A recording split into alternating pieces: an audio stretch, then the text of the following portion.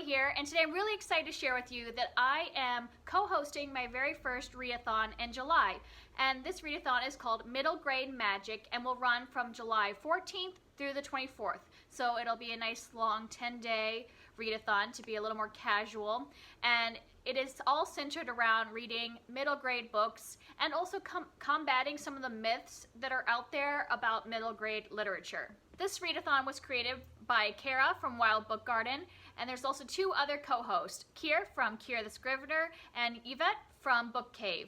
I will link all of their channels down below so you can check out their announcement videos as well as recommendations and TBRs as they come out. We also have a Twitter page, and I will link that down below so you can follow us along on Twitter as well. Like I said, this readathon is focused around celebrating middle grade literature and also combating some of the myths and misconceptions that people think of when they think of middle grade books, and showing how middle grade really has a very wide variety of books and topics that you can consume inside that age range. We do have 5 challenges. All of these are optional. You can also double up, do whatever you want. This is super casual summer readathon in order to just read some more middle grade books. All of these are centered around a myth that a lot of times we hear about middle grade books. And so number 1 is to find your favorite genre.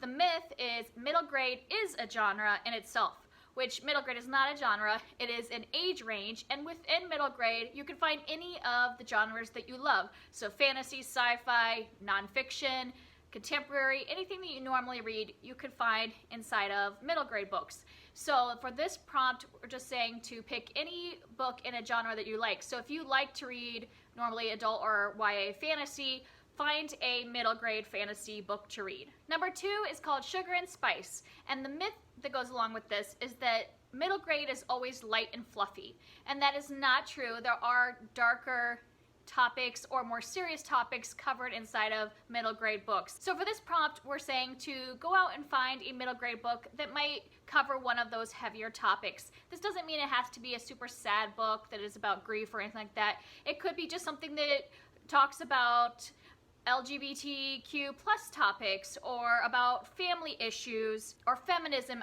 or identity, or any topic that is a little more serious than something that you would call light and fluffy. Number 3 is boosting voices.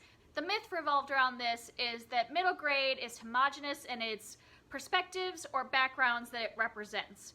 And the middle grade publishing and literature is trying to make more strides to have more diversity and own voices books. And so for this, we want to encourage you to go out there and read an own voices middle grade book. So the own voices is when the author is from the same marginalized group as the character inside the story. If you're wanting to know if something is own voices, a lot of times you can just type into Google own voices middle grade recommendations and you can get a whole list of them.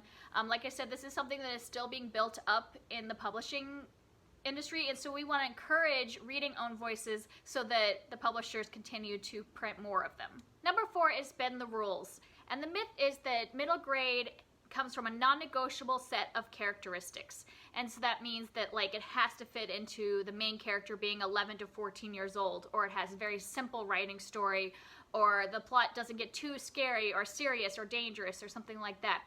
And it seems like that a lot of people can't really define what makes a middle grade book. Marketing often just focuses on the age, but that's what we're saying about middle grade, is that it can be enjoyed by a lot of different ages, and it is more just about searching for genres you like. And so for this one, we're saying to try to find a book that maybe doesn't completely fit into those set of characteristics that normally constitute a middle grade book. This challenge might be a little bit harder because you might end up finding one that isn't necessarily marketed as a middle grade book, but it's okay if you are kind of bleeding into other age ranges.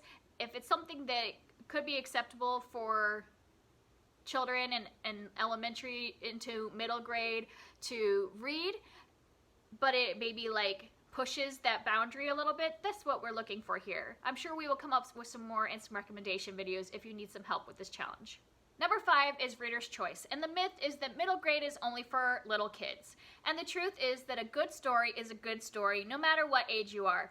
I mean, look at Harry Potter and the fact that it is enjoyed by so many different ages, but was originally written as a children's story. So what we're saying is that everybody can enjoy a good story if it's something that you are interested in. So go ahead for this challenge and pick any middle grade book that seems interesting to you. I hope you choose to join us on this readathon and read some really exciting middle grade books. This is going to be really casual, so like I said, double up on challenges, creatively interpret them. We're not going to police anything.